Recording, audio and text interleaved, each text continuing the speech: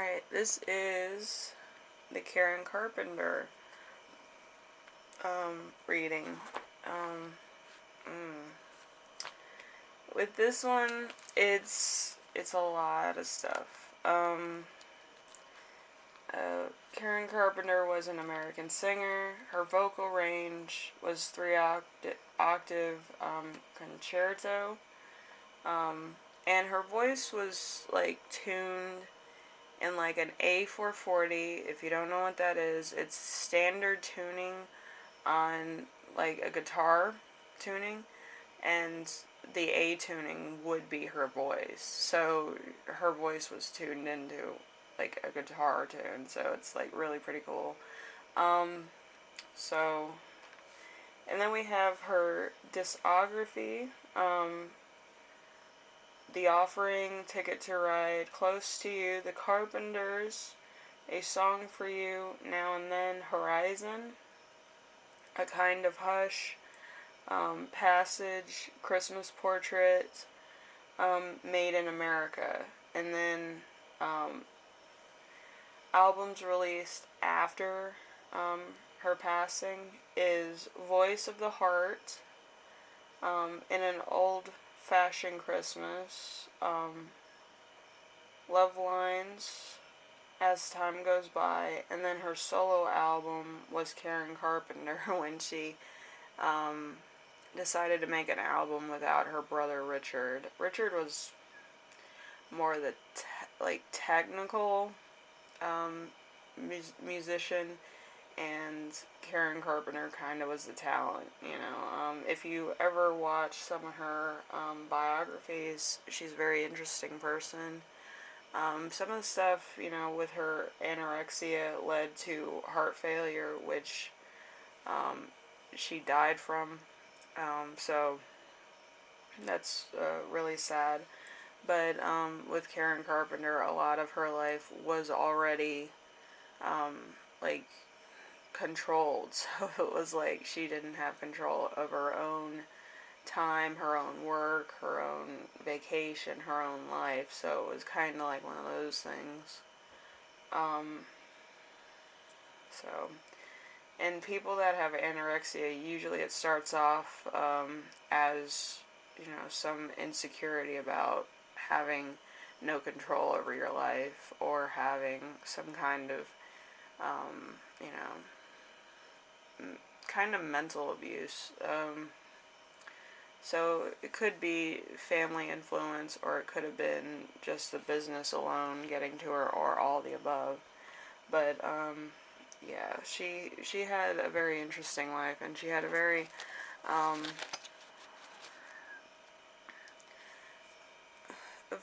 weird relationship with her mom. I think it was more like a tiger mom, you know, where you know, mothers want their sons to do well and all this, but you know, with Karen Carpenter, she just, you know, had that talent of music, and her voice was a 1 in a million voice. Nobody can sing like her or anything. And there's going to be questions about, well, what would be the comparison between Mariah Carey's voice and Karen Carpenter. Karen Carpenter's voice is tuned to an A440.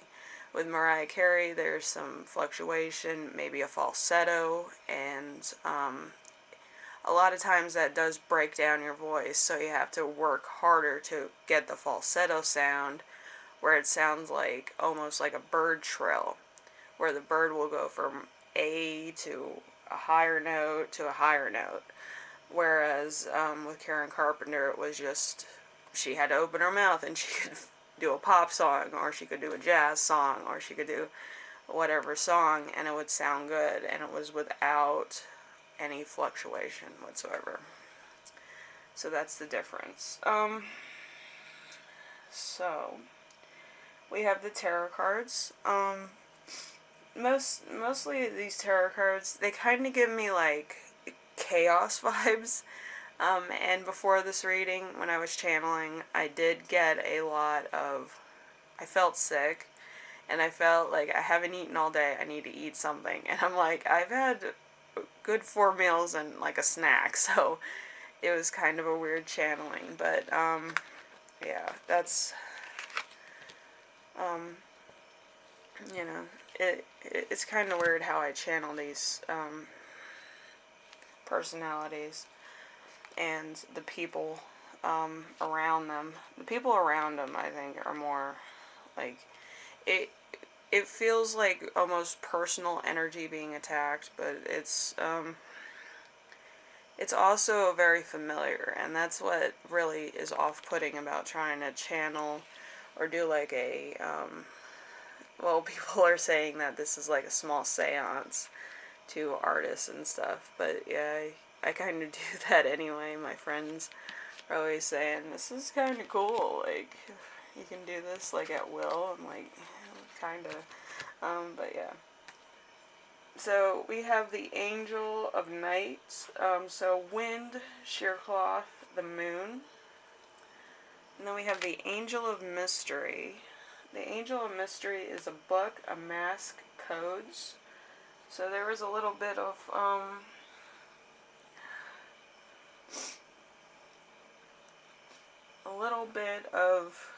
somebody trying to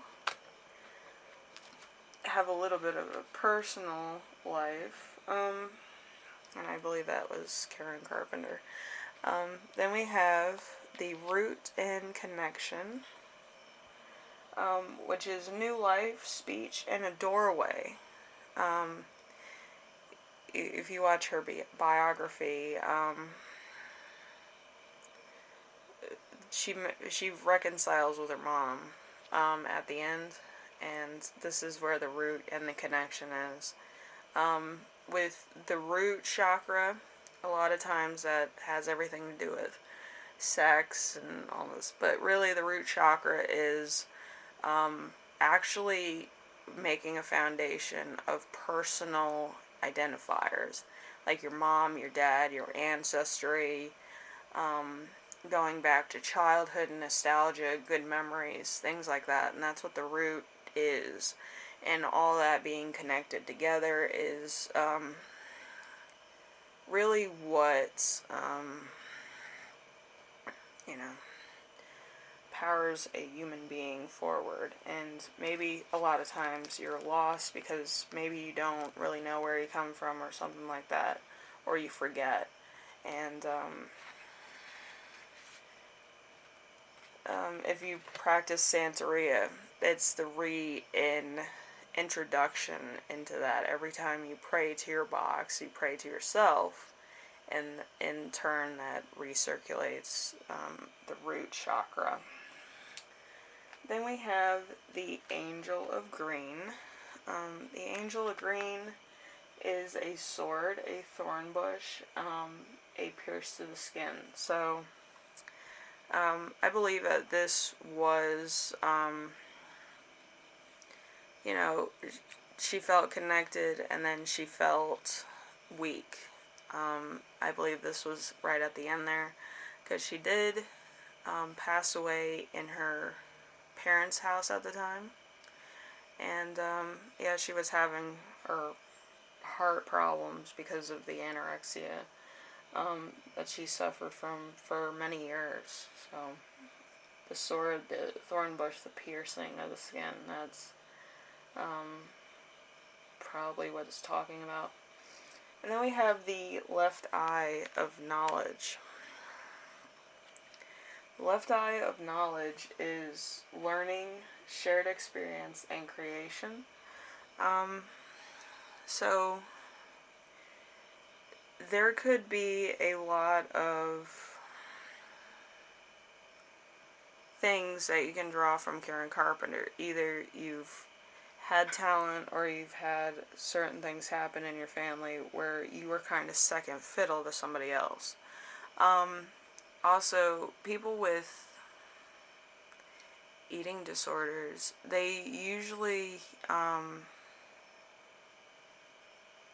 feel connected to other people with the same disorder because they have similar experiences. With me, myself, and I had bulimia when I was 16. I was really skinny. I would eat a lot and then I'd throw up, and it was just a terrible time for me because I was trying to do so much and I wanted to be this person. I wanted to be everything at 16, and it's impossible. And you can't control it. You know, you try so hard and then you can't control, like your own life. Your own life kind of splits away from you at times, or somebody else is controlling your destiny, and you know, some people don't like that, and they'll try to control other aspects of themselves as far as intake of food or how they deal with stress, um, turning to drug use, some of them, and things like that. But I do think that eating disorders are more of a mental disorder than anything else, and I do think it has to do with stress and anxiety. With my stress and anxiety, um, it got to a point where I would pass out. Like, I'd faint, I'd pass out. Um, I've been to the emergency room several times because of that, and my mother said, it's either you're gonna have to fix this, or you're gonna have to, you know, kind of seek attention of a physician that would, you know, specialize in this. So I actually did go to a physician, and they told me, hey, you need to have a journal. So that's why I always tell people you have to keep a journal, because your personal life and how you feel at certain times is going to actually show how you react to certain stresses and certain things, and ongoing things. And you can actually kind of see where certain rifts happened in your life and certain things happened, stress. Maybe somebody didn't like you and you took that personally because, you know, you tried to be nice to them or whatever, and then, like, it started like a domino effect where certain things you saw happen was, you know, so whatever the matter is, you can kind of pinpoint where it started and how to fix it, and try to gain more perspective of why that personally had a personal effect on you. Then we have the crown. Is spirituality. So spiritual apathy, faith, and humility. So with this, a lot of people don't talk about things. They kind of put it under the rug. They want to be seen as normal. They want people not to worry about them, things like that, because they want to have control of something. And really, having control is saying yes and no, and making that into a constitutionary thing upon oneself. Don't let anybody else take your choices away from you. And, you know, people are like, what do you mean? Some people kind of have dogmatic views where they go with whatever somebody else does, and it wasn't a conscious decision by them. And it could have traumatic repercussions being dogmatic in some cases. That's why you can't be a sheep. You have to think for yourself. And say clearly yes or clearly no on certain things that you don't believe in or that you think are bad.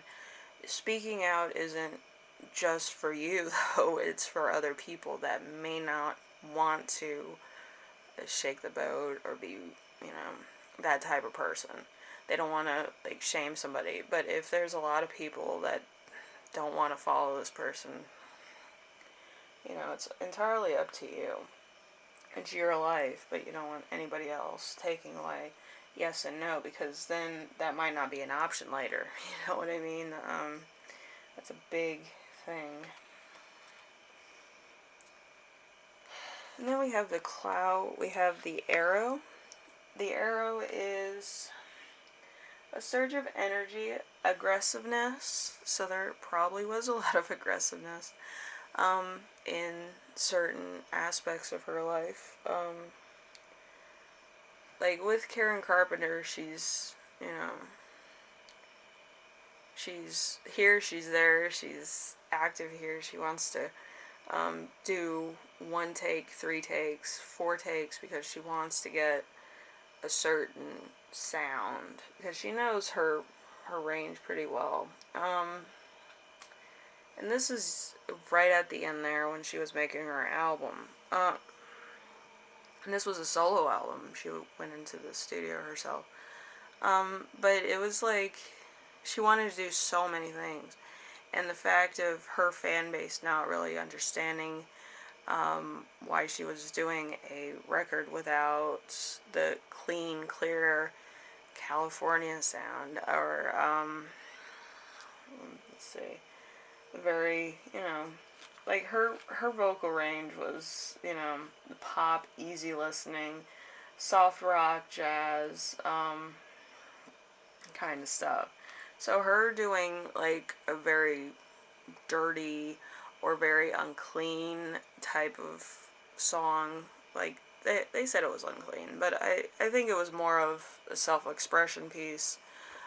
It would have been avant-garde or freeform or freestyled music, and they didn't want to categorize it as that. They wanted to categorize it as Karen Carpenter, which is fine, but it's like if people are expecting one thing, and then and that could be a very traumatic experience for Karen Carpenter. Even though it was kind of like, hey, I can do this myself and stuff like that, it would have been more of a an I thing instead of a you know, brother-sister duo. And I think she was trying to do something like that where she can succeed on her own, and then there was some backlash on it, and I don't know. But that can be very traumatic when you're an artist and you're trying something different. Then we have the shield. There's a bit of a shield. So protection, defense of measure, a maintain of harmony. So I think she collaborated with Ella Ferguson. Yeah, I listen to music. That was Marilyn Monroe's friend. But yeah, Ella Ferguson had a very different sound voice. She had like the more of the, let's see, like it's her voice and Karen Carpenter's voice seem like if they were guitar strings, they would be on the same guitar. Like, you know what I mean? If you listen to their music, I forgot what the song was, but look it up. Karen Carpenter, Ella Ferguson. Yeah.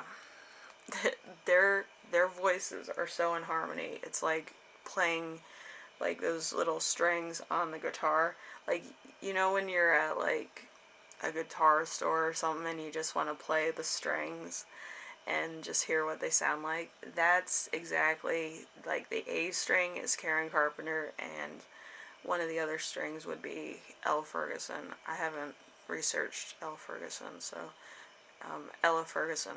I keep saying L because, you know, I use abbreviations when I talk about artists.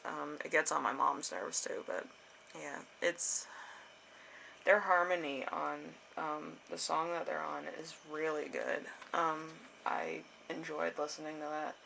Very different, a very different type of sound. It's like having two extremely amazing auras just singing to you. It's really cool. And then we have the mirror. The mirror is time in which you stare deeply into yourself. With Karen Carpenter, she had a lot of moments like this, especially channeling. She had a few things that were just I don't think that she adapted well to change. And I think that's not her character. I think that's more of her environment. I think that's what it is. And then we have the dream. The dream is a chance to get to know oneself, develop a period of the subconscious. So, she wanted to express a different part of herself and something that wasn't like pop or something that was, anything that was mainstream. And let's see, it was purely her album, so she decided to do a lot of collaboration, a lot of different things, a lot of different music. I think it was way before its time too, some of it. But it was a very interesting album. I think if Karen Carpenter wasn't this generation, it would have been very widely accepted. It would have been kind of diva-ish too. But, yeah, it was pretty cool. We have The Return. The Return is a second chance, never give up. And the second chance was, just her accepting herself for who she was and what she was doing, which is big in any industry, business, what have you. So, then we also have The Rain. The Rain is finally things turn for the better. So it's, it's everything coming to a boiling point, a very mixed thing. She got to put out her album, she got to have it widely accepted by a lot of people, and there was a couple of fans that didn't like it, but whatever. But it was her. If she went off on her own, she got signed to that contract earlier on and left her brother behind, it would probably be the music that she would be making. But with her brother, it's more on the technical side, so he knows the notes. She did the music. She also played drums. I think they had a band when they started. But, yeah. Very technical stuff. Usually in music, if you have a technical person, you usually know that person from school or something. Like, usually technical people don't, like, you can't just walk into like a studio and say, are you a technical person that knows music and you know different techniques and stuff. Usually you have to know somebody and they have to know you. But yeah, Richard was the technical. He played piano, he played all these things. And Karen obviously was like what most of the songs and stuff were keyed in. So, two powerhouses. One was technical, one was the professional. So that's kind of what most artists need, especially if they're making, bangers, as people say, or, the hot hundreds. So I'm going to finish the tarots in the next part of this reading. And let's see, I also have the astronomy for this one, with Karen Carpenter and her final words. So I will see you tomorrow with more of the tarot reading. Alright? I'll see you in the next one, alright? Bye now.